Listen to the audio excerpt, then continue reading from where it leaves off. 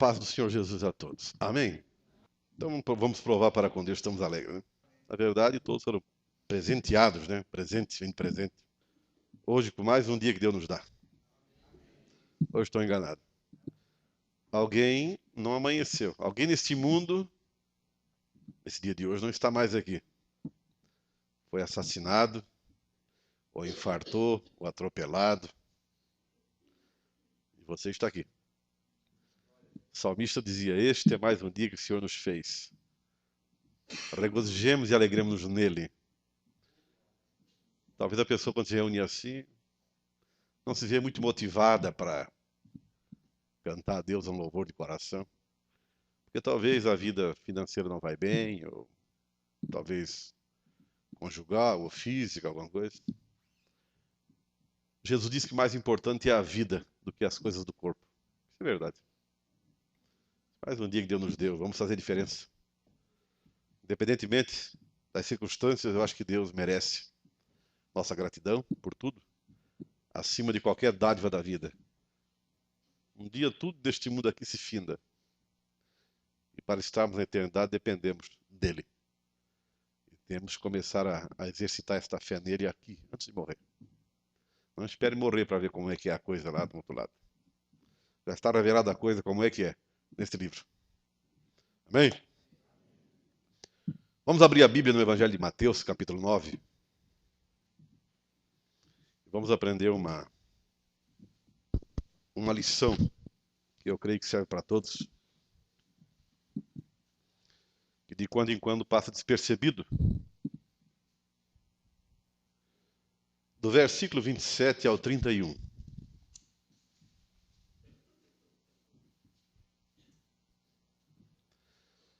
Partindo Jesus dali, seguiram-no 2 cegos, clamando: Tem compaixão de nós, filho de Davi. Tendo ele entrado em casa, aproximaram-se os cegos. E Jesus lhes perguntou: Credes que eu posso fazer isto? Responderam-lhe: Sim, Senhor. Então lhes tocou os olhos, dizendo: Faça-se-vos conforme a vossa fé. E abriram-se os olhos. Jesus, porém, os advertiu severamente, dizendo: Acautelai-vos de que ninguém o saiba. Saindo eles, porém, divulgaram-lhe a fama por toda aquela terra. Amém? Esse texto, ele nos mostra uma coisa que hoje em dia pouco existe no coração do povo. É uma expressão chamada gratidão. Gratidão. Você sabe que o ser humano ele é ingrato em muitas coisas diante de Deus. Sabem disso?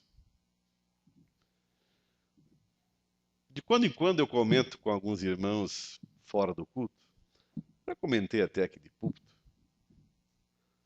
que a fase de alguns quando eram crianças, jovens, 10, 12, 13, 15 anos, ou seus 5 anos de idade, conforme a linha familiar que veio não muito bem financeiramente, de família não muito próspera, a dificuldade que era para se ter as coisas, roupa, calçado, alimentação, era difícil. Muita gente viveu essa fase difícil, muita gente. E hoje em dia a coisa está tão boa que tem até sobra. Antigamente não se encontrava uma geladeira dispensada na beira do asfalto. Hoje tem geladeira, sofá, pia, fogão a gás, tem tudo, televisão. Já está sobrando em beira de asfalto. No Balneário Rincão, todo ano, eu percebo, no mês de outubro, o pessoal começa a preparar as casas para o verão. Você passa frente das casas, é cama, é jogo de quarto, é fogão e muitas coisas. Pode ser usado ainda para quem às vezes não tem, que é um quebra-galho. Então eles colocam na frente das casas para as pessoas que precisam, passam e levam. Antigamente não era assim. Antigamente era até... Eu fui criado de ir para o meio do mato buscar feixe de graveto e de lenha nas costas com 5 anos de idade. para poder fazer o fogo, cozinhar o feijão e o arroz. Hoje em dia é micro-ondas, é fogão de primeira linha. Tem um detalhe, né? Eles não querem mais nem acender o FOF. É no botão. Tchic. É ou não é? É ou não é? Ah, e se tiver em casa uma televisão que não é controle, que eu tenho que me levantar, isso é do outro tempo. Então hoje está bom demais. A situação de muita gente, ela não melhora porque ela nunca viveu um quadro difícil na vida. Isso por não ter vivido um quadro difícil na vida, ela não conhece a palavra gratidão, ela não faz parte da vida dela, do vocabulário nem da vida dela. Então a melhor coisa para alguns ser ensinado é a experiência de vida. Às vezes passar por uma situação difícil, para quando deu o exemplo de fogão, esse tipo de eletrodoméstico, para quando ela tiver as coisas na vida, ela dar valor para as coisas mínimas da sua vida. Muitas vezes a sobra faz a pessoa ser ingrata com tudo e com todos. Mas o assunto não é esse. Estou só tentando fazer compreender que a gratidão hoje, certas pessoas deveriam ver um quadro difícil na vida para quando entrar para a fase da vida folgada, para ser grata. Muitos até deveriam mudar. Tem pessoa que era para ver assim, uma campanha no mundo, no Brasil, em alguns países, aqueles ingratos e que reclamam da vida e tudo, para ter assim uma passagem grátis para levar eles tudo para a Etiópia, África, aqueles países que a pessoa só tem cabeça, corpo não tem, tão fininho que é da fome. Estão me entendendo? E ficar lá uns 2 meses e depois voltar para ver como é que essa pessoa volta. Eu acho que ela volta um pouquinho melhor. Ela vai voltar dizendo o seguinte: eu morava no paraíso e não sabia. Eu morava no jardim do Éden e não sabia. Vocês estão me entendendo? Vocês perceberam que no final do texto, aqui onde lemos, no versículo 30 ao 31, quando Jesus Cristo curou esses 2 cegos, ele advertiu eles para que eles não contassem a ninguém o que ele fez. Dá uma impressão assim que a Bíblia está se contradizendo. Como? Cristo mandou pregar e falar a respeito dele. Por que aqui ele diz para não falar nada? Se vocês me entendem, quando Cristo veio ao mundo, ele abalou todos os alicerces da sociedade. O alicerce do roubo, do adultério, do governo corrupto, da religião, ele abalou tudo. Ele mexeu em tudo. Aquelas coisas que estavam num emaranhado só de corrupção, ele mexeu, ele sacudiu. Então ele passou fase que a sociedade batia um palma. Aplaudiam ele quando andava na rua. Ele tinha liberdade de falar, de fazer a sua obra. Mas teve fase que a pressão das autoridades contra ele, tentando matá-lo, tentando assassiná-lo, era grande. Então ele parava um pouquinho e evitava que as pessoas beneficiassem, aumentasse o tumulto, criando a divulgação para colocar mais lenha na fogueira. Então ele dizia: não conte, fica com o milagre para ti. Assim ele agia. Por que eu citei aqui a palavra gratidão? Quando a pessoa é beneficiada por uma bênção de Cristo Jesus, quando realmente ela é alcançada por uma bênção divina, não dá para esconder a gratidão. Não dá. Foi o caso desses 2 cegos. Mesmo com a ordem de Cristo, o que é que eles fizeram no verso 31? Saindo eles, porém, divulgaram-lhe a fama por toda aquela. Não adiantou. Não adiantou. Não foi uma questão de desobediência, de maneira nenhuma. A gratidão deles foi tanta que não deu para esconder. Não deu para camuflar. Não teve como. Vocês sabem que hoje em dia, eu tenho comentado aqui que as coisas de Deus estão sendo um pouco banalizadas. O povo de um grande número dá pouca importância, pouca confiança. Porque eu acho que o povo tem um certo número de pessoas que eu acho que elas precisam sofrer um pouco mais ou passar por um grande sofrimento para quando elas forem alcançadas pela bondade de Deus, serem gratas pelas pessoas que estão ao seu redor, pelas pessoas que as ajudam orientando e até pela vida que Deus nos dá. Agora, o processo do benefício para esse cego também não foi fácil. Não foi fácil. No verso número 27, nós percebemos que eles seguiram Jesus Cristo por um longo trajeto. E diz que eles clamavam, eles gritavam, eles invocavam: tem compaixão de nós, filho de Davi. Para quem está aprendendo a escritura, mas como? O nome do pai de Davi não era José? Como é que ele está chamando? A linhagem de reinado, Davi era rei, então quem nascia na linhagem tinha esse título de filho de Davi. Então, observe que eles alcançaram a benção. Eles foram curados daquela cegueira. E foi por isso que eles não puderam esconder o pedido de Cristo. Eles souberam e sabiam o que era viver como cego. Eles sabiam a dificuldade que tinham e a carência de luz na vida. Eles viveram este quadro. Eles sabiam o que era depender da ajuda de outra pessoa. Eles sabiam. Eles sabiam o que é estar no mundo sem poder desfrutar das cores da criação de um Deus. Eles sabiam. Por isso, quando eles foram beneficiados, não deu para esconder a felicidade deles. Não deu para esconder. Vocês sabem que hoje a fé em Jesus Cristo, a confiança, esta compaixão e esta paixão também em crescer nesse entendimento e ajudar pessoas, ou falar desse nome a pessoas, só faz isso quem também esteve lá no submundo das trevas, da escuridão, da tristeza, alheio às coisas boas da divindade. Só quem esteve lá. Vocês sabiam disso? Só quem esteve lá.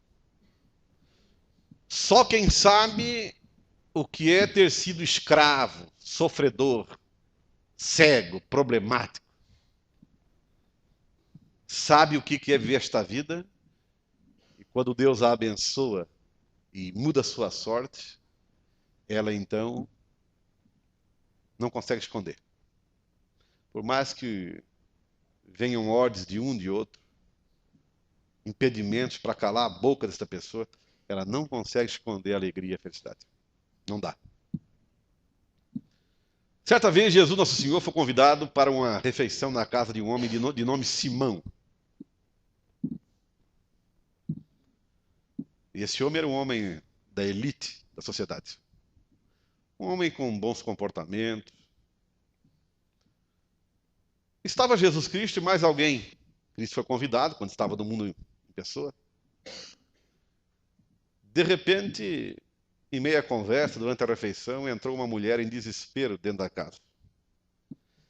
Ela não cumprimentou ninguém, ela não deu bom dia nem boa tarde, não sentou na mesa, ela foi direto de joelho aos pés de Cristo.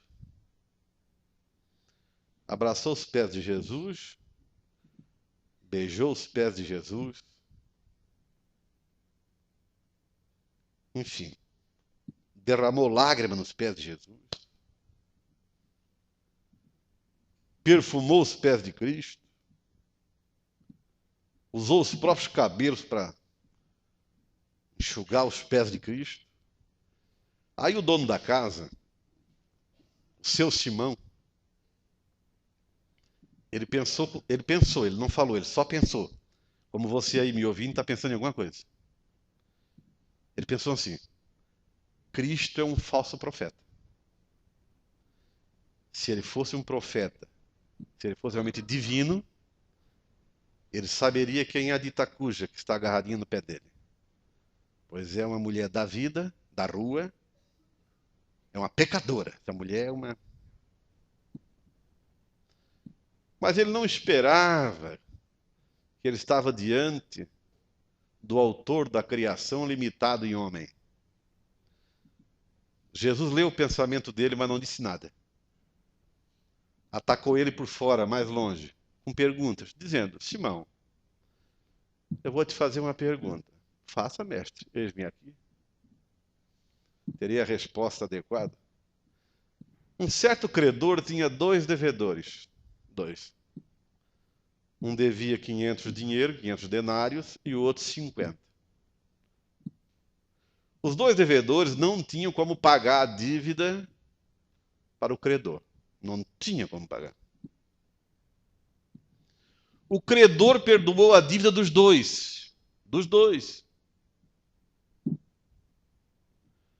Me responde agora. Qual dos dois perdoados vai amar mais o credor que o perdoou? Ele na ponta da língua. Aquele que mais devia, é lógico. A dívida era maior, imagina que não vai ficar mais grato. Ninguém perdoa. Jesus disse: tu respondeu bem. É o seguinte, tu estás vendo esta mulher aqui, agarrada nos meus pés? Estou. Quando eu entrei na tua casa, tu não me deu o ósculo santo, que até hoje existe no Oriente Médio, o beijo na face. Esta mulher entrou e beijou meus pés. Tu não beijou a minha face, ela beijou meus pés. Tu não trouxeste uma bacia com água para lavar os meus pés. Alguém diria assim, que Cristo andava com o pé encarunchado? Desde aquela época até hoje existe, nessa jornada dos beduínos, dos povo de deserto, estradas empoeiradas. Então eles já tinham até um criado em suas casas para quando um viajante chegasse, ele era recepcionado, lavado os pés do viajante. Era uma cultura como até hoje existe. Este homem não mandou um servo e nem veio ele com a bacia para Jesus lavar os pés. Jesus disse: esta mulher está lavando meus pés com as suas lágrimas. Tu não me trouxeste uma toalha para enxugar os pés. Ela está enxugando com seus cabelos. Os olhos do Simão parecem que é saltar da órbita. Porque muitas vezes o homem tem que ser desmascarado e cutucado para abrir os olhos. Tu estás vendo esta mulher? Vi. Os pecados dela serão todos perdoados agora. Sabe por que você está fazendo isso, irmão? Quem pouco deve, pouco ama. Essa mulher devia muito, errou muito na vida. E agora que eu concedi a ela o perdão, ela não cessa de me beijar os pés. Eu não queria estar no lugar de alguém aqui que não passou certas fases da vida difíceis. Eu não queria. Eu não queria estar no lugar de ninguém aqui que não soube o que foi o submundo, escravo do monte de bobagem, sofredor. Eu não queria.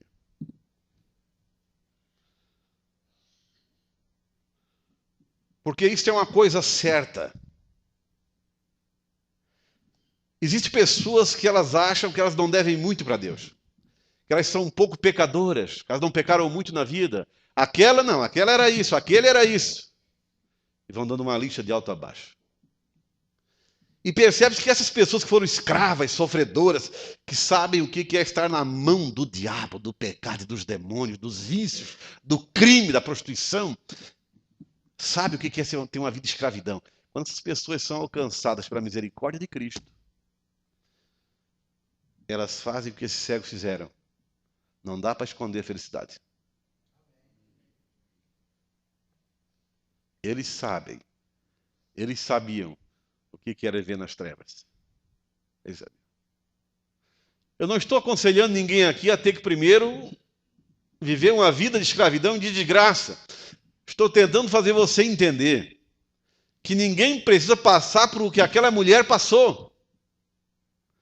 Deus diz em sua palavra que todos nós somos devedores. Todos devedores. Você percebe que durante todo o ajuntamento de pessoas tem alguém que quando vem mais cedo para o templo, porque pode vir, e criou um hábito de dobrar o joelho, aquela coisa de buscar a Deus. Sabe o que é isso? É que ela não se esquece de onde é que Jesus Cristo tirou ela.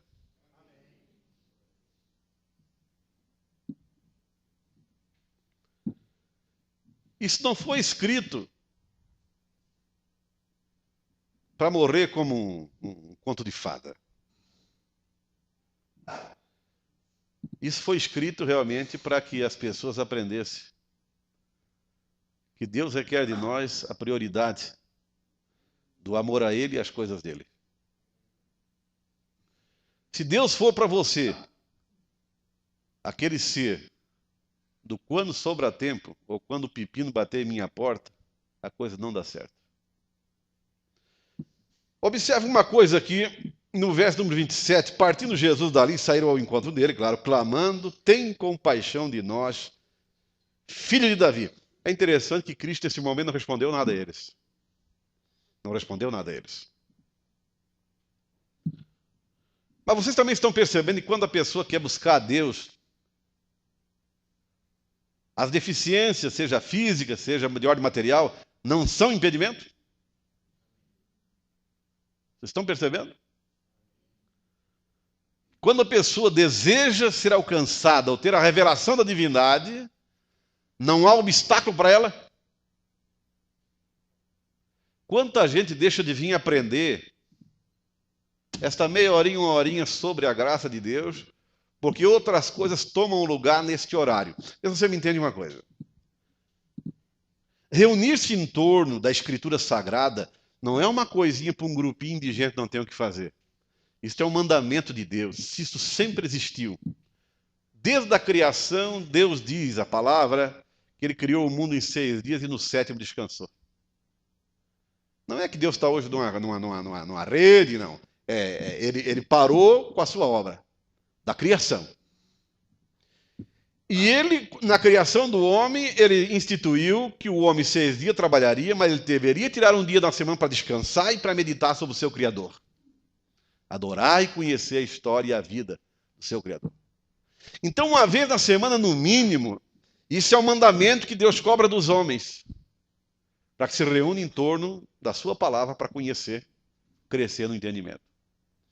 Vocês já perceberam que hoje em dia, quanto mais a gente corre e deixa as coisas de Deus de lado, mais atrasados ficamos? Podem perceber isso. Quanto mais nos preocupamos no dia a dia com as coisas e deixamos a vida espiritual em segundo plano, é interessante que nós estamos sempre atrapalhados. Sempre atrapalhados. Eu conheci a história de um escritor, servo de Deus, que ele, no dia que ele estava bem ocupado, com muita coisa para fazer, ele dizia: hoje eu tenho que orar bastante. Hoje eu tenho que levantar cedo e ficar um bom tempo em oração, porque eu tenho muita coisa para fazer. Mas como é que o ser humano diz hoje em dia? Não, hoje eu não tenho tempo para ler a palavra de Deus, hoje eu não posso parar um pouquinho, não posso. Esse exercício de meditação, não tenho tempo para isso. De um modo geral é assim. A sociedade está assim num corre-corre. Enquanto estamos correndo atrás das coisas de ordem material, das coisas passageiras, a vida, as coisas espirituais vão ficando para trás. E o pior não é.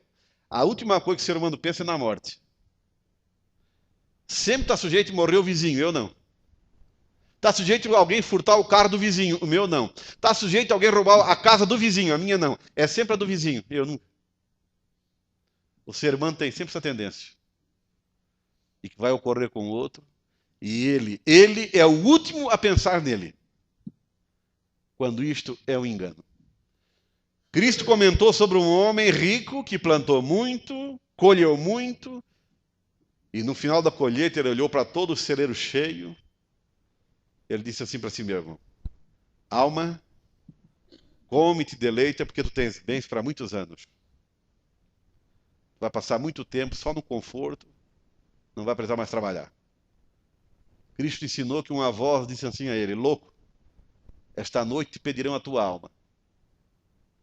E o que será para quem te pedir? O que tu vai ter para entregar? Então o homem que vive despreocupado da sua vida espiritual, fazendo planos para o futuro, descartando Deus da vida, é um louco. É um doido. Ele não está certo. Não tem como. Não funciona. Não dá para encarar este mundo ou viver esses poucos minutos de 70 ou 80 anos ou 50, que é o tempo de vida dos homens, não dá para viver alheio ao contato com as coisas de Deus. Não dá. Não tem como. Eu estava lendo hoje Nós vamos voltar aqui nesse texto. Abram comigo em Provérbios, lá depois de Salmo. Uma exortação séria que a fonte da sabedoria nos dá. Provérbios capítulo 8. Observe ali. Tem coisas que nós temos que parar para meditar, para que isso possa penetrar em nossa mente. Depois nós vamos voltar lá na situação do homem beneficiado. Aquela passagem lá tem ensino muito grande para nós. E outra coisa, nós vamos nos deparar com coisas naquele texto que tem fugido da vida de muitos. Capítulo 8 de Provérbios, a partir do versículo 26 em diante. Observe, aqui está alguém falando. Esse alguém diz assim, ó: ainda ele não tinha feito a terra, nem as amplidões, nem sequer o princípio do pó do mundo. Quando ele preparava os céus, aí estava eu. Quando traçava o horizonte sobre a face do abismo, quando firmava as nuvens de cima, quando estabelecia as fontes do abismo, quando fixava ao mar o seu limite, para que as águas não traspassassem os limites, quando compunha os fundamentos da terra. Então eu estava com ele, e eu era o seu arquiteto dia após dia. Eu era as suas delícias, folgando perante ele em todo o tempo. Alguém está falando sobre Deus. À frente um pouquinho, 31. Regozijando-me no seu mundo habitável e achando as minhas delícias com os filhos dos homens. Agora, pois, filhos, ouvi-me, porque felizes serão os que guardarem os meus caminhos. Ouvi o ensino, sede sábios e não o rejeiteis. Feliz o homem que me dá ouvidos, velando dia a dia as minhas portas, esperando as ombreiras da minha entrada. Porque o que me acha a vida, e alcança favor do Senhor. Mas o que peca contra mim, violenta a própria alma. Todos os que me aborrecem amam quem? A morte. Quem expressou isto? A própria sabedoria falando. A sabedoria está dizendo que quando Deus começou a criar o mundo, nem o pó havia feito, lá estava eu. Eu era o seu arquiteto. A sabedoria expressando isto. E ela aconselha, como diz no verso 32, para que os filhos, o ser humano, dê ouvidos a ela, né? Porque felizes serão os que guardaram os caminhos que ela ensina, a sabedoria. No verso 34, feliz o homem que me dá ouvidos, velando dia a dia as minhas portas, esperando as ombreiras. O que é este velar aqui? É eu assim, ó, o culto não começou, eu estou já na porta esperando. Estão me entendendo? Isso é velar nas ombreiras, vigiar. Isso é um estado de comportamento de quem constantemente tem sede de Deus. Não quer dizer que você tem que estar aqui todo dia, uma hora antes. Me refiro que é um estado de comportamento de alguém que constantemente tem desejo de crescer e conhecer mais e mais coisas de Deus. Isso é um conselho que a sabedoria dá. E a sabedoria diz: quem acha ela, alcança do Senhor Deus o favor. Mas o que peca contra mim, contra a sabedoria, violenta a própria alma. Todos que me aborrecem amam a morte. O que é aborrecer a sabedoria? Eu vou dar para vocês o nome dessa sabedoria. Abram comigo lá em 1 Coríntios, para você ir entendendo por que estamos falando sobre isso hoje.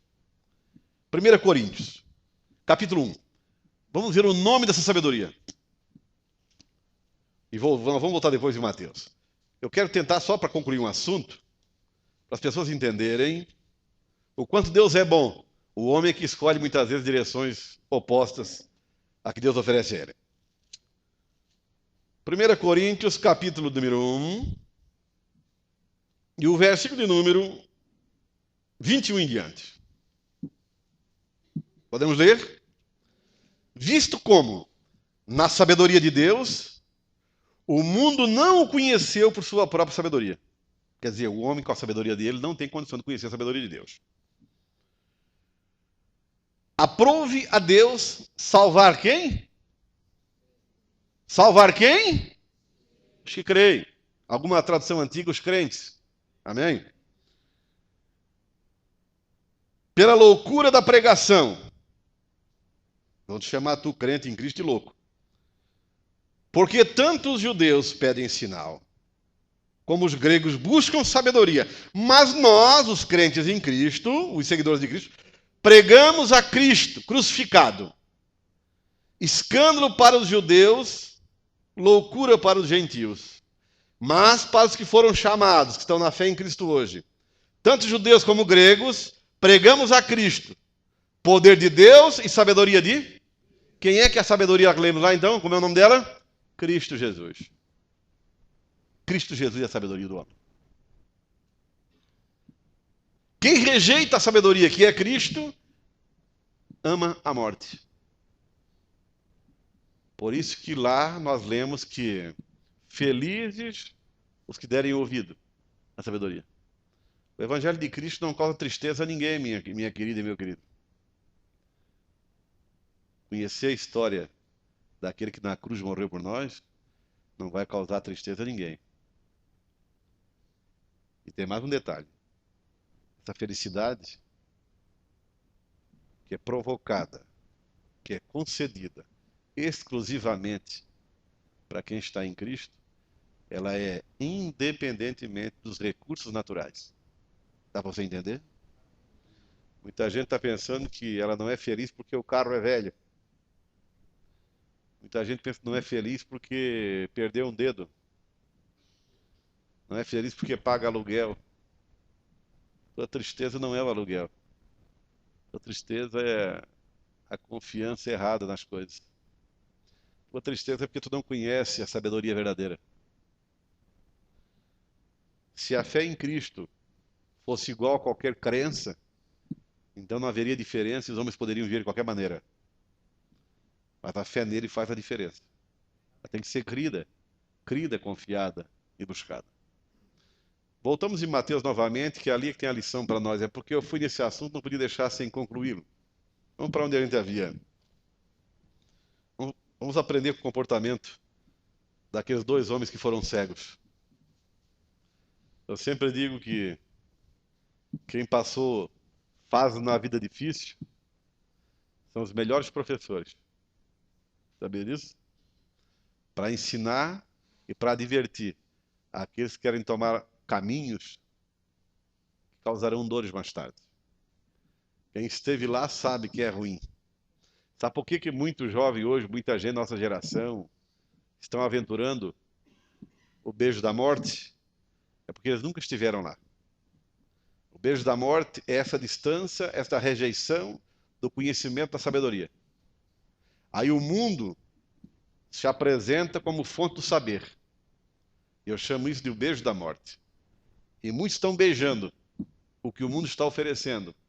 As modas, os hábitos, amando o pecado, como disse a sabedoria, aquele que peca contra mim, violenta a própria alma.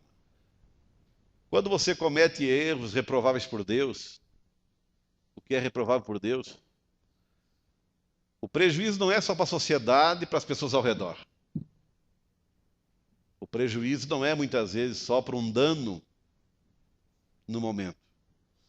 A tua alma sente o efeito.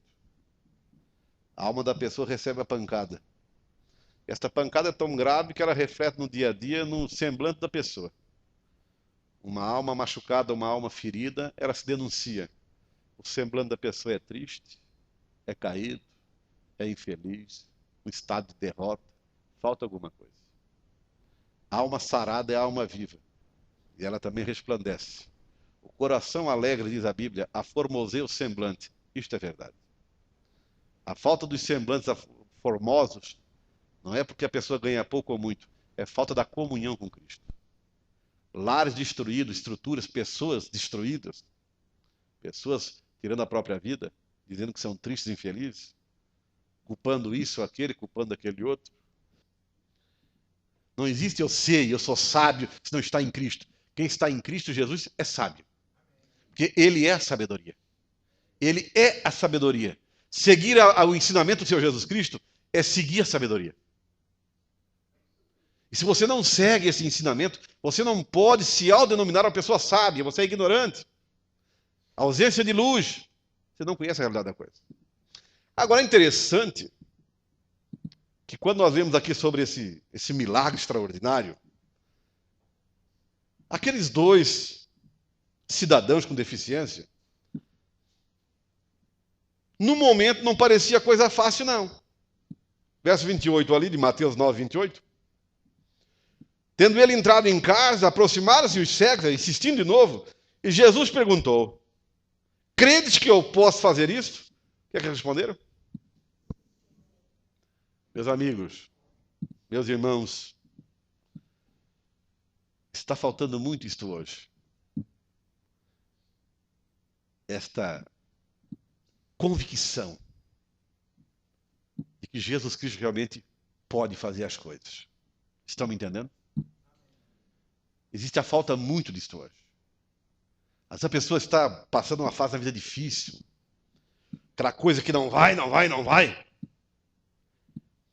Ah, se ela soubesse que a fé dela, exercida e insistida, no nome de Jesus, pode fazer a diferença. É interessante, se você analisar aqui, esse texto tem muita lição para nós aqui. No verso 27, vou voltar ao verso 27, quando Jesus partiu dali, seguiram ele, os dois cegos, clamando: tem compaixão de nós. O que acontece muito com o ser humano hoje em dia também é o seguinte: ele está num problema. Ele se acomoda. Ele se acomoda. E fica pensando o seguinte: eu nasci talvez para isso ou para aquilo. Parece que a intenção dos dois era diferente. Jesus não deu confiança para eles. Como ia, foi e entrou. Mas eles, caminho estavam e seguiram até onde Cristo, o Senhor, pudesse parar.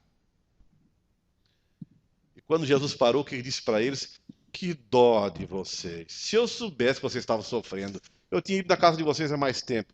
Foi isso que Jesus disse ou não foi? Não. O mal de muitas pessoas é que elas se colocam como vítima de tudo. Eu sou assim porque a minha mãe não presta.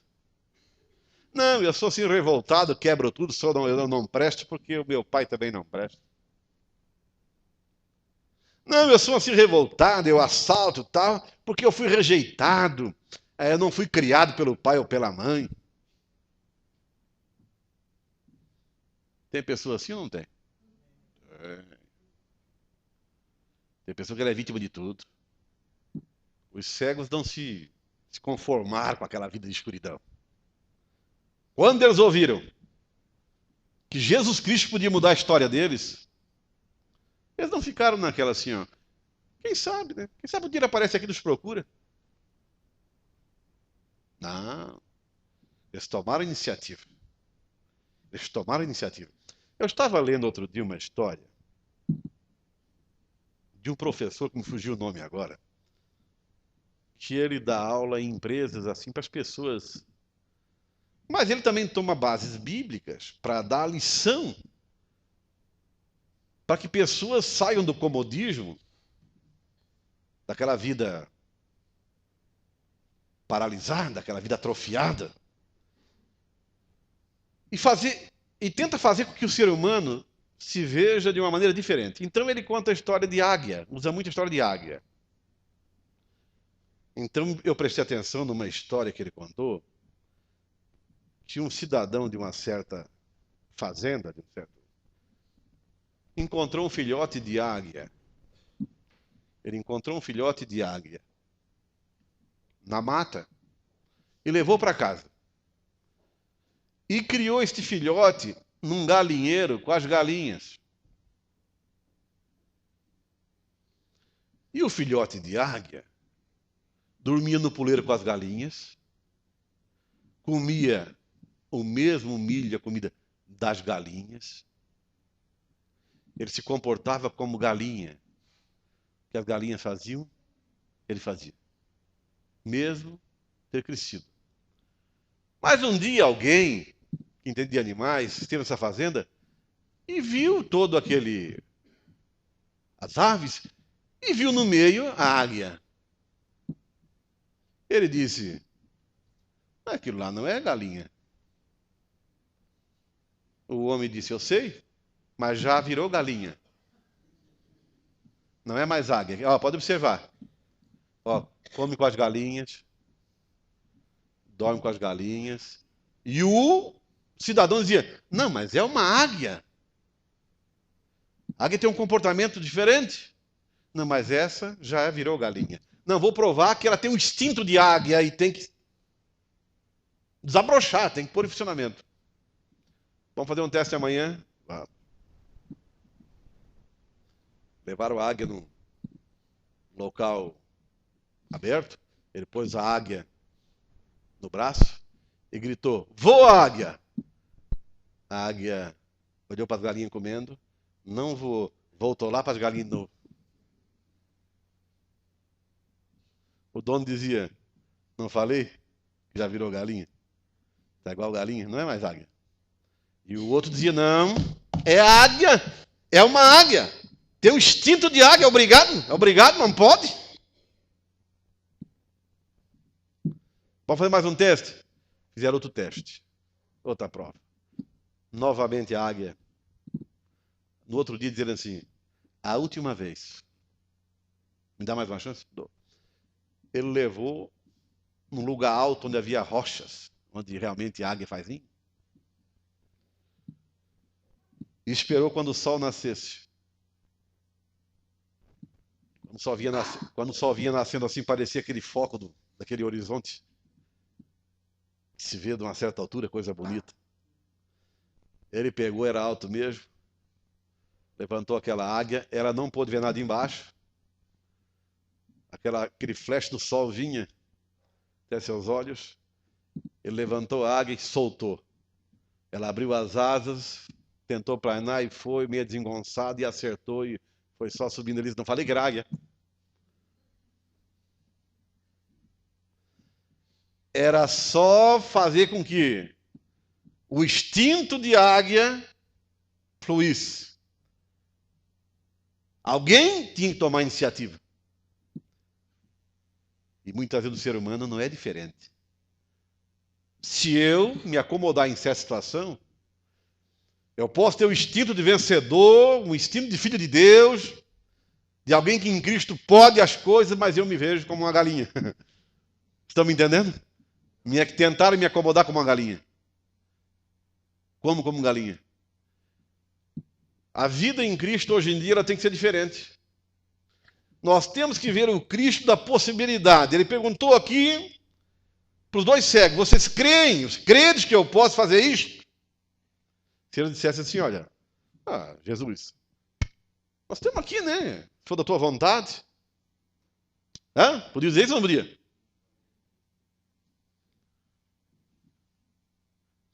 Até hoje, para que as coisas do nome de Cristo sejam alcançadas, ele exige confiança na lealdade dele. Sabiam disso? Ter fé significa confiar na lealdade de alguém. E esse alguém chama-se Jesus Cristo.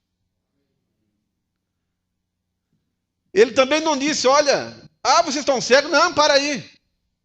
Leve para casa esta gota do milagre. Fez isso? Leve, não. Ele exigiu deles atitude de fé nele. E eles afirmaram, nós cremos, Senhor. Responderam, sim, Senhor. Aí no verso 29, o que é que Cristo diz? Então lhes tocou os olhos, dizendo, faça-vos conforme a vossa. Meu irmão, até hoje, as alterações que a pessoa busca na divindade é uma questão de fé. Por que uma pessoa não tenta exercitar o espírito do orar? Que orar é pela fé buscar a face de Deus. Por que ela não faz isso? E não tem muito interesse? É fácil a resposta. É porque ela não crê que Deus pode ser encontrado. Você está me entendendo? Não tem outra resposta. Ou ela não sabe sobre o caminho, ou ela não crê que Deus possa ser encontrado. Isto é uma questão pessoal. Isto é uma questão pessoal. Eu não posso te dar fé. Cristo poderia ter dito, se eles respondessem o seguinte, Senhor, nós queremos enxergar, mas não temos fé. Ele podia dizer, não, espere um pouquinho, dá um tempinho aí que eu vou ali buscar um pouquinho de fé para vocês e já volto. Estão me entendendo? Poderia ter inventado isto. Ou ele poderia ter dito, não tem problema, eu estou aqui para resolver qualquer coisa. O homem crê em mim ou não, eu sou a solução. Ele fez isso? Não. Ele quis cobrar dos homens uma atitude de confiança nele. E vocês já perceberam que hoje isto acontece, hoje ainda? Essas pessoas fanáticas, essas pessoas que confiam nesse nome, são loucas por esse nome, querem conhecer mais a história desse nome. São pessoas ousadas, são pessoas que para elas não têm vida difícil, são para eles que para elas não têm vida de galinha. Elas estão sempre inovando, renovando, pulando, saltando, criando. O mal vem aqui e sai por lá. E são estas pessoas que fazem a diferença. São essas pessoas que mesmo quando estão abaixo de ordem, obstáculos para não falar e não crer nesse nome, nada os impede. Eles saíram e partiram, não queremos nem saber. Uma bênção dessa não dá para esconder. Não dá, não tem como esconder. Estão me entendendo? Agora, essa expressão faça-se vos conforme a vossa fé, eu tenho ensinado o seguinte, pouca fé, pouca bênção. Muita fé, muita bênção. Nenhuma fé, nenhuma bênção. Amém? Por isso que você não tem nada para contar por enquanto. Você não está exercitando nenhum grau de fé ainda. Você pode começar hoje. Você pode, é de graça, não vai pagar nada não. Ninguém vai tomar o teu dinheiro para você exercitar a fé em Cristo. É de graça. Está me entendendo? Se tem alguma coisa no teu caminho que não vai, está ali, essa vidinha pacata e não vai, peça ajuda. Se você diz assim, meu Deus, eu não vejo uma saída. Meu Deus, eu não vejo uma solução para esse problema. Meu Deus, me mostra uma direção. Eu acredito, meus irmãos, perfeitamente, porque eu já fui alcançado por esta luz, no sentido de, em alguns momentos, só Deus nos mostra a luz no começo do túnel. Eu não posso ver o fim se eu não vi o começo. Você gosta da luz do fim do túnel? Não sei isso. Eu gosto de ver a luz no começo do túnel. Porque se eu esperar por uma luz no fim do túnel, até eu chegar lá no fim, eu posso quebrar a cara muito. Posso ou não posso? Então eu tenho que ver a luz já no começo do túnel. No final não me interessa. Você tem que partir para uma nova direção já com a luz no início. Depois pode, muito tarde demais, pode dar problema. Observe mais uma experiência para nós aqui ainda. No verso 32. Observe aí. Vá assimilando a obra desse Cristo. Aí de Mateus 9, 32. Ao retirarem-se eles dali daquele local, foi-lhes trazido um mudo endemoniado. Meus irmãos, pare comigo. O camarada mudo, ele com o diabo no couro. Não, imagina o que é que não sai. Pense comigo. É engraçado, mas trouxeram até Cristo um camarada mudo e endemoniado. O camarada mudo sem demônio já é nervoso. Quer falar e não dá, é ou não é? Agora o diabo no controle, o que é que não saía? Que problema para esse cara? Porque se ele é um mudo, mas não é satanizado, ele vai aprender a linguagem que o mundo usa. Não é verdade? Os sinais, não é verdade? Ele vai se comunicar.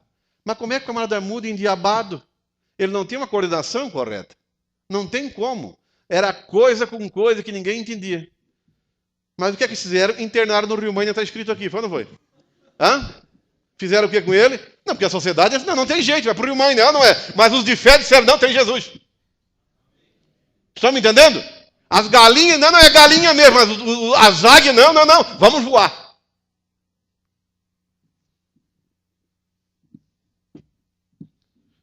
Ao retirarem-se eles dali, foi-lhes trazido, trouxeram até Cristo, um mudo endemoniado. Tem gente que às vezes tem um problema na família, uma pessoa com sério problema, e tem situações que o problemático não vai procurar o recurso, ele não se coordena.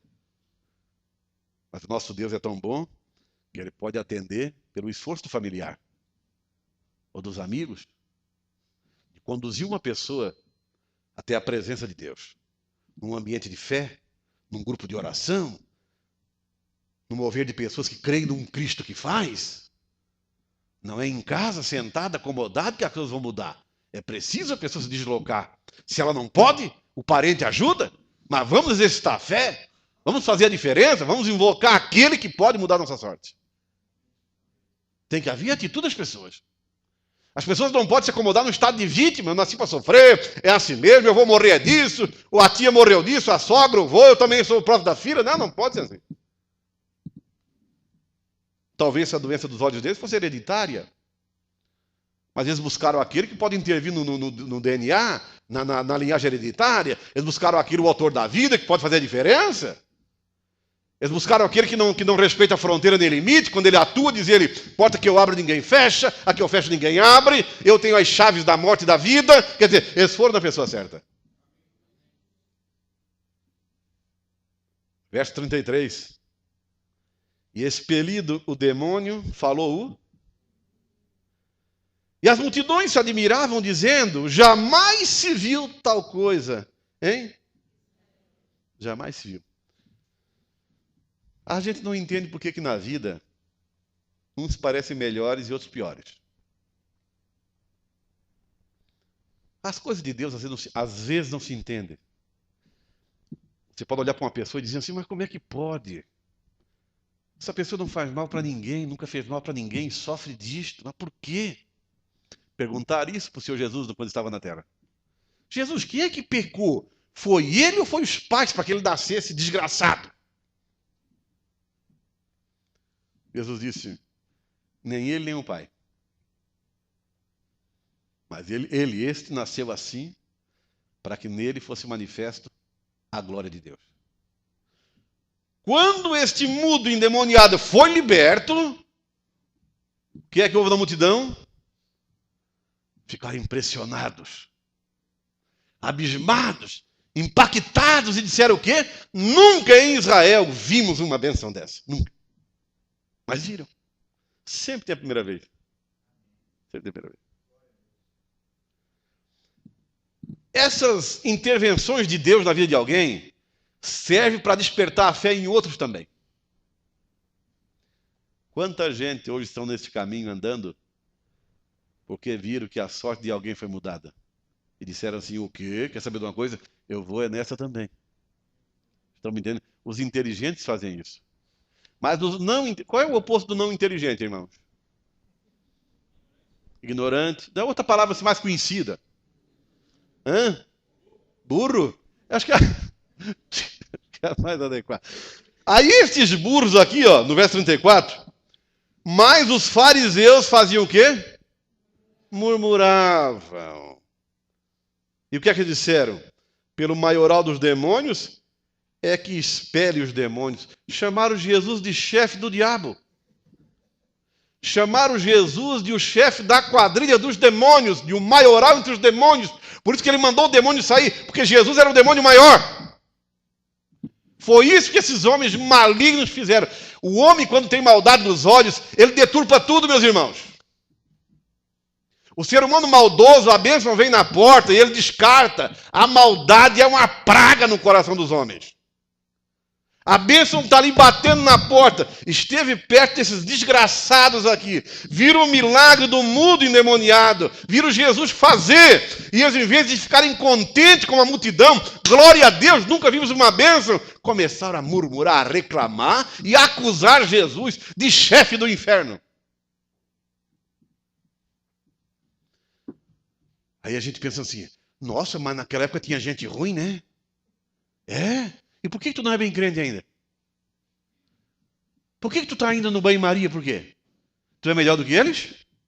Tu é melhor do que esses? Você está me entendendo, não? Essa linhagem do faz de conta até hoje existe. Mas isso não devia acontecer. Esse pedestal da ignorância, em nome da sabedoria, longe da realidade da divindade. deixando de viver perto do abençoador, deixando de estar perto daquele que faz a diferença. Quanta gente hoje em dia, trocando a oportunidade que Deus vem dando, tendo luz, sinal, convite, chance de crescer, de conhecer, e para sair das trevas para o mundo de luz. E muitas vezes a dúvida, a ignorância, a maldade, não é bem assim, cada um interpreta a Bíblia do seu jeito, inventa um monte de coisa. Foi o que houve aqui. E não devia acontecer isso. Mas o texto também é claro. Demônio, pessoa endemoniada, não se cura com cibalena, nem com diazepam. O endiabado é nervoso. Tem alguém aqui muito nervoso? Não. Tem alguém aqui que em casa está sempre quebrando tudo aí da crise de histeria? Vamos resolver isso hoje. Vamos invocar o Senhor Jesus aqui para tirar esse diabo do couro. Está me entendendo? Isso é verdade. Parece brincar, mas é verdade. Isso é demônio. Isso é demônio, meus irmãos. Demônio. Pessoa sempre irritada, quebra tudo e vira a cara. Isso é diabo, é demônio encostado na pessoa. Às vezes ela nem quer esta vida. Ela sofre com esse comportamento e toma cibalena, chá de cana-cidreira, maracujá e nada acalma. Só Jesus, minha filha, só Jesus. Demônio não se cura no hospital, só no Evangelho de Cristo. E tem muita gente assim. Não mexe comigo que eu dou ataque de nervo. Não é ataque de nervo?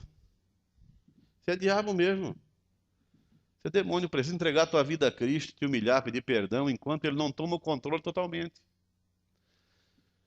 Vocês estão percebendo o quanto o espírito imundo faz mal numa pessoa? O demônio ele é tão perverso que neste homem ele causou a mudez. Mudez, ficou mudo. O demônio fez o homem ficar mudo. Vocês estão me entendendo? Esta força demoníaca, ela pode criar um problema em pessoas que a medicina não tem solução. Jesus ergueu uma mulher que há 18 anos andava curvada. Aquela pessoa corcunda, há 18 anos.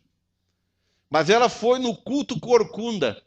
Tem gente que quando está manco, ou botou um prego no pé e tem que vir com a sandália e um sapato, tem vergonha. Aquela mulher foi torta.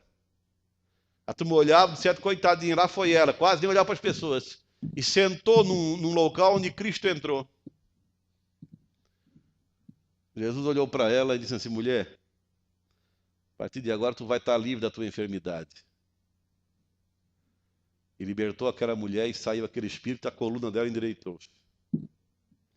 Novamente esse grupo dos murmuradores se levantaram contra. Mas como? Hoje é sábado. Tu curar pessoas no sábado não pode. Ele disse, tá, mas se um de vocês tiverem um animal que cair num buraco e for dia de sábado, ele vai morrer no buraco, vocês não vão tirar? Eu libertei esta mulher que Satanás mantinha ela presa há 18 anos. Porque é sábado e deixar ela presa? Precisamos compreender que enquanto o homem der a oportunidade para que Jesus Cristo se manifeste, ele vai sempre se manifestar. Se nós nos reunimos aqui com cara de coitadinhos, com pessoas que parecem que não precisam, está tudo bem, tudo vai, e será que vai acontecer alguma coisa? Vai, não vai? Não vai. Dou uma boa notícia, não vai. Porque ele mantém a pergunta, vocês creem que eu posso fazer? Meus irmãos, Cristo não anda buscando especialista. Ele não está nem aí para especialista. Ele não está nem aí para especuladores. Jesus Cristo não está nem aí para quem não crê nele. Ele já deu a chance. Jesus Nosso Senhor não está nem aí para quem murmura, para quem contraria as promessas dele. Ele não está nem aí. Coitado é do homem. Estão me entendendo? Jesus honra a fé daqueles que confiam nele até hoje. Até hoje. Até hoje. Ele nunca despediu ninguém que foi até ele com fé. Observe bem. Os dois cegos bateram na porta e ele só perguntou, você acredita em mim? Sim, senhor, acreditamos então. Leva a bênção embora. Ficaram bom. Aqui os amigos pegaram e levaram esse mudo endemoniado até Cristo. Não voltaram embora do mesmo jeito. O homem foi liberto. E eles ficaram contentes. Nunca vimos nada igual. Vale a pena crer nesse Jesus Cristo? Ele faz o que alguém nunca fez. Como é que vamos seguir um outro nome? Esse vale a pena, esse faz a diferença. E faz mesmo. E faz mesmo. Só não faz quem não crê. Só não faz quem não crê nesse nome. Observe ainda em Marcos capítulo 5, para frente de Mateus. Não dá para esconder. Não tem como uma pessoa fugir do toque dele, não adianta. Marcos capítulo 5. Temos um outro cidadão aqui com sério problema psicológico. Marcos capítulo 5, verso número 1 ao 3, diz assim. Entrementes, chegaram a outra margem do mar, a terra dos Gerazenos. Alguma Bíblia vai falar Gadarenos. Ao desembarcar, claro, do barco, logo veio dos sepulcros ao seu encontro um homem possesso de espírito imundo, o qual vivia nos sepulcros. E nem mesmo com cadeias alguém podia o quê? Olha a situação desse homem. Mais um que as forças do mal prenderam. O homem vivia nu e nos cemitérios.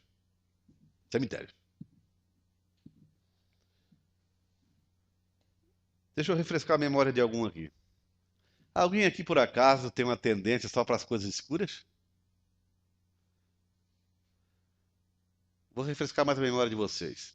Se algum de vocês tem uma tendência constantemente para coisas escondidas, coisas escuras, local onde ninguém vai, ou pouco acesso, tem uma influência errada na tua vida. A pessoa que tem influência desse mesmo espírito maligno, ela só gosta de coisa ruim. Vou refrescar mais um pouquinho a memória. Eu vou chegar lá, no topo. Não é normal uma pessoa não ter essa tendência de voltar-se às coisas de Deus. Não é normal. Você já percebeu que dia de culto sempre surge uma coisinha para te tirar a atenção e te empurrar para o outro lado? Você que está começando, ou quer começar? Sempre tem um intruso, um empecilho, alguma coisa para desvirtuar a tua mente, e muitas vezes consegue. Mas se é para um caminho da desordem, tudo dá certo. Você pode marcar para esse dia, na hora certa chega a te pegar na porta. Não é? Nós vamos planejar aí um assalto ou um roubo, ou vamos aí para trás de um local e brincar de skate. Falei, esse é o final de uma rampa. Vocês já perceberam que aí as coisas do erro, tudo se encaixa e dá certo? No momento. No momento. Eu tenho ensinado aqui que o mal, ele sempre se apresenta como coisa boa. É ou não é? Sempre. A serpente no jardim do Éden aparecia como serpente, mas não mostrou o efeito do veneno. Só mostrou na hora a coisa boa. Vocês vão ser como Deus, inteligentes. Deus é um egoísta. Deus camuflou aquela árvore da vida, do conhecimento, porque Deus não quer ver vocês inteligentes. Deus só pensa nele e jogou Deus contra Adão e Eva. E hoje tem muita gente que entrou nessa. Que Deus fosse bom, olha a vida que eu levo. E pá, e a força negativa trabalha assim. Aí Eva e Adão foram na conversa. Sabe que essa coisinha enrolada tem razão? E já perceberam que o ser humano tem tendência para dar ouvido para coisa enrolada? É ou não é? É. 2 horas de Bíblia, para alguns, às vezes, aproveita-se alguns segundos. Mas, de repente, aparece no caminho ventania ou uma tempestade, já logo apaga tudo e a pessoa vai fácil. Tem pessoa que ela tem dificuldade para crer na verdade e abraçar o que é certo, mas chega um tampa no caminho e só faz assim, ó. É ou não é? Mas é a natureza da pessoa. Aquela águia voou porque ela tinha a natureza de águia. Quem tem um dia voa. Vocês estão me entendendo? Quando a natureza é do mal e domina a pessoa, ela sempre vai se manifestar pro lado do mal. Faz parte da natureza dela. Mas isso não é obrigado a ficar com a pessoa. Cristo pode mudar a história de uma pessoa que tem essa tendência. Ele é a providência, não tem outra. Aqui tinha esse homem que não parava mais na sociedade. Não parava em casa, brigava com todo mundo, amarraram ele com corrente, prenderam ele e quebrava tudo. Esse da cidade de Gadara. O único local que aturava ele era o cemitério, que lá ninguém falava, ele estava bem. Diz que ele dormia nos sepulcros. Ah, não é? A vida dele era nos sepulcros, no meio, túmulos. Era o local, dormia em túmulo. Um dia Jesus passou por lá.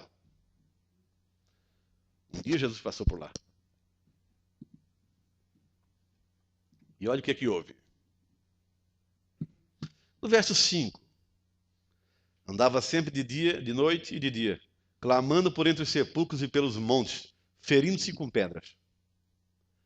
Quando de longe viu Jesus, correu e o adorou, exclamando com alta voz: Que tenho eu contigo, Jesus, filho do Deus vivo, Deus Altíssimo? Conjuro-te por Deus que não me atormente. Porque Jesus lhe dissera: Espírito imundo, sai desse homem. Esse homem estava tão carregado que um demônio nele tomou a identidade e se apresentou com o nome de Legião.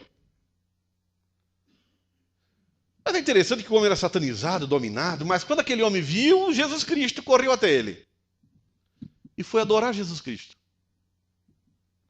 Vocês sabem o que é que nós devemos tomar cuidado com essa palavra aqui, que o homem foi adorar Cristo? Ele não era o homem, fisicamente o homem, mas a entidade nele é que fez aquilo. Para você entender que nem tudo que brilha é ouro. Para você entender que nem tudo que fala de Deus, Deus está ali. Você está me entendendo? Muita gente tem até fé em Deus. Até pensa que está crendo corretamente. Pessoas com influência ruim também têm uma certa fé em Deus. Mas a vida que ela tem prova o contrário. Esse homem era possesso. Quando viu Jesus Cristo, foi até ele. Mas o Espírito levou até Cristo. Mas ele não tinha nada na vida. Não tinha roupa, não tinha casa, não tinha família. Era um abandonado, um jogado às traças. É assim que o Satanás, os demônios, o mundo faz. Ele pela o homem, tira do homem os valores, empobrece o homem e larga o homem à mercê da sorte. O mundo faz isso com todo aquele que ama a morte ou aborrece a verdade, concernente a Deus. Só que tem um porém. Eu vou adiantar o processo um pouquinho. No verso 18 agora. Após Cristo ter libertado o homem, para eu poder concluir o assunto. Ao entrar Jesus no barco, voltando já para o outro lado, suplicava-lhe o que for endemoniado que o deixasse estar com ele. Jesus, porém, não lhe permitiu, mas ordenou-lhe: vai para a tua casa, vai para os teus, anuncia-lhes tudo o que o Senhor te fez e como teve compaixão de ti. Então ele foi e começou a proclamar em Decápolis tudo o que Jesus lhe fizera, e todos se admiravam. Amém? Meus amigos, para falar a respeito de Cristo, você não precisa cursar uma faculdade. Basta você ter uma marca. Marcado por Ele. Marcado por Ele.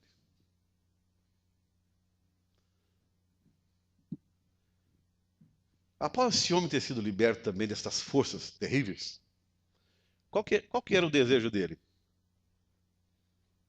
No final do verso 18 diz que ele só queria estar perto de Cristo. Amém? Amém? Ninguém vai te entender por que você ficou um fanático. Ninguém. Por que tu agora só quer Bíblia, Jesus? Tu agora, na tua cama, do lado da cama, naquela caixinha, eu já falei aqui, não sei porque que chama de criada mudo, aquela caixinha com a gaveta. Antes era cheio de revista, de gente sem roupa e coisa, agora são coisas religiosas, você voltado a estuda coisa, além do teu trabalho ou estudo de colégio, alguma coisa. Mas agora você tem assim uma biblioteca sadia. O que é que houve? Por que tu agora gosta de estar na igreja, lendo a Bíblia, com pessoas que têm a mesma fé? Eles não vão entender. Vão te chamar de fanático, o pastor fez uma lavagem na cabeça, não sei o quê, vão dizer um monte de coisa. De menos entender que uma pessoa que conhecer Cristo nunca mais quer ficar longe dele. Nunca mais. Você que ainda não tem esse desejo, é porque ele ainda não te tocou. Quando ele te tocar, você vai entender por que alguém insiste contigo. Aceita Jesus. Vai na igreja. Na Bíblia está assim, assim, assim. Tu vai ver como é bom. Vamos parar para entender. Você vai entender por quê. Você vai compreender.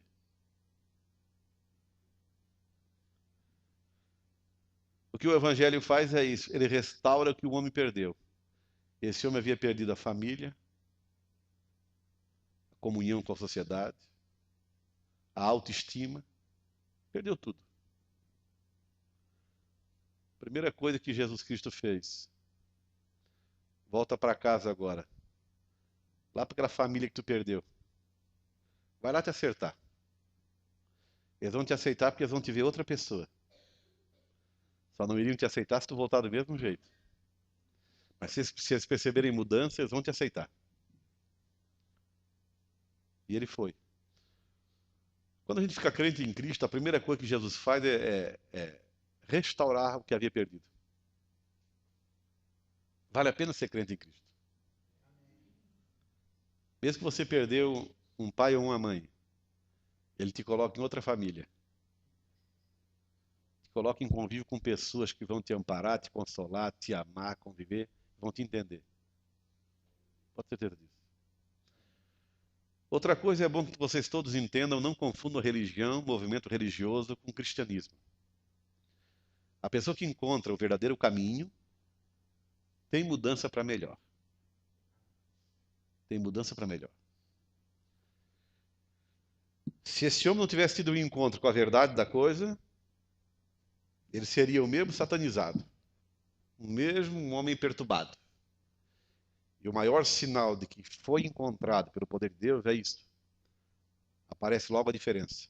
E aqui é outro grato pelo que Cristo fez com ele. Olha, tu agora não vai voltar mais para cachaça, para baseado, para droga. Vai para tua casa, te reconcilia com a família, que tu desdanhou a família. Tu era um rebelde e o diabo tomou conta da tua pessoa, porque tu era rebelde. É bom que todos entendam. O evangelho é uma semente que restaura, mas o mal também precisa de uma semente. A rebeldia é a semente do amanhã. A descrença no Espírito de Deus, a descrença na palavra de Deus, a rebelião contra a sociedade, família e outras coisas, é uma semente. A desobediência a Deus é uma semente que ela vai crescer, vai pegar e vai dar fruto. Este homem aqui, no mínimo, ele cultivou uma revolta interior o tempo todo. Era um homem que não se acertava com ninguém, não se dava com ninguém. Reclamava de tudo, brigava com tudo, era o dono de tudo e o diabo tomou o controle da vida dele. E acabou onde ele acabou. Quando Cristo tocou, volta de novo pelo caminho que tu perdeu. E ele foi. Em vez de contar só para a família dele, ele estava tão contente também. Olha ali uma coisa.